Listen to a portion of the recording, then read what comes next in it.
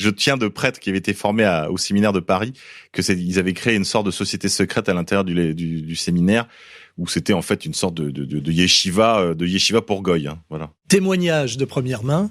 J'ai été invité à dîner pour le Nouvel An il y a quelques années à Arkang, au Pays Basque, chez des Roumains haut placés et qui connaissaient mon CV. Et ils avaient invité, pour la même occasion, j'ai compris que c'était un piège d'ailleurs, un des responsables de Bayonne, qui rappelle, est une ville, c'est là que sont rentrés les Juifs après la Reconquista, de la communauté de Lumière, et un prêtre catholique qui était un bras droit de Lustiger.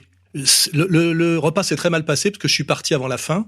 J'ai été pris en sandwich entre ce membre de la communauté et ce prêtre catholique qui se présentait devant moi comme juif alors qu'il portait la croix. Hein, il était en tenue de prêtre, moderne, et me disait que son combat était la défense inconditionnelle d'Israël. Hein, voilà. Et donc, pour ceux qui penseraient que Lustiger était un prêtre converti, là, je suis tombé de ma chaise ce jour-là parce que c'était il y a quelques années. J'étais encore pas totalement initié. Ouais.